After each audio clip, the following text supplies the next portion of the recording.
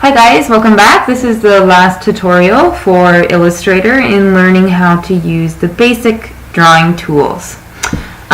So what we're going to learn in this one is the pencil tool, the brush tool, which are very similar, and also the type tool.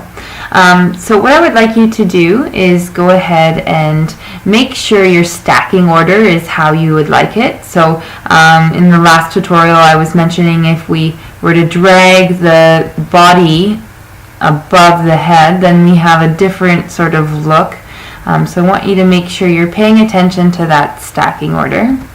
We're going to go ahead and create a new layer, and we're going to name this layer Arms and Legs. Go ahead and click OK. And we are going to be using the pencil tool. So go ahead and click on that. And over to our appearance panel, I want to make my appearance of my stroke black. And I'm going to have no fill. So I'm going to make that with the red line. And I'm going to make the size of my stroke to be a little bit larger.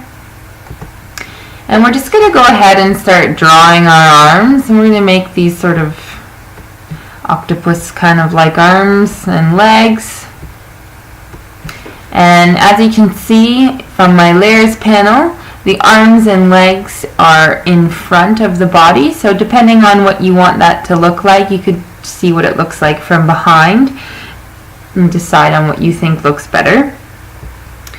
If you have this layer selected, you can make sure you have all of the parts selected, so we can hold shift, and I want to select all of these paths because I want to still change some things about them. I'm going to go up into my toolbar up here. I'm going to change the appearance of my pencil tool, so I'm going to give them a pointed end.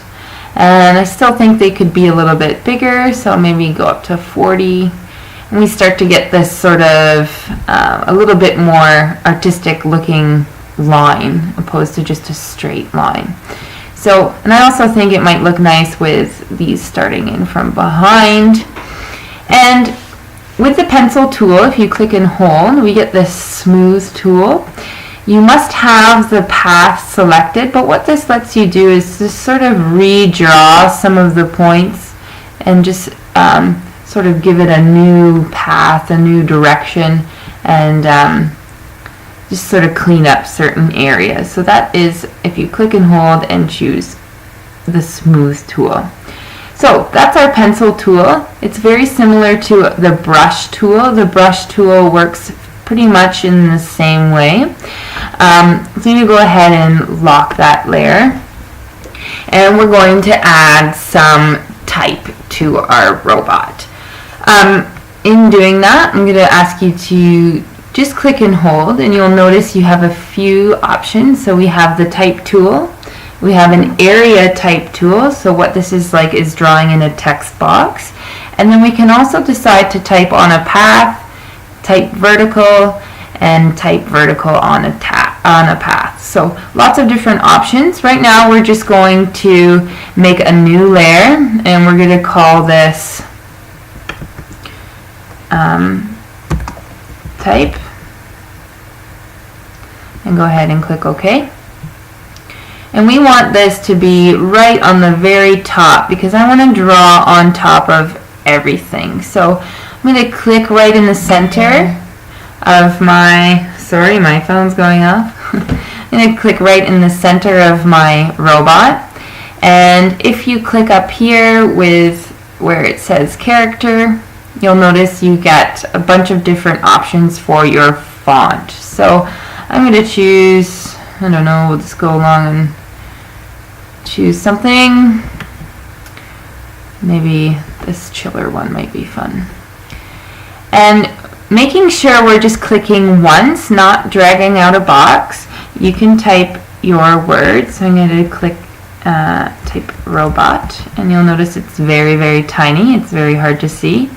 If I click my selection tool, I get this bounding box, and this will allow me now to scale up and rotate my font. if you're having trouble doing this, it might be because you drew a box. If we, with our type tool, draw a box first, you then are going to only be able to type within that box. So I want you to make sure you're paying attention to that.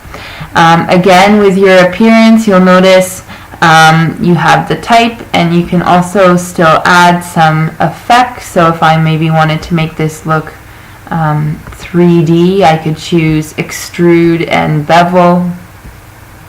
I could start to preview this and can play around with what the word robot looks like. So lots of fun things that you can do with font.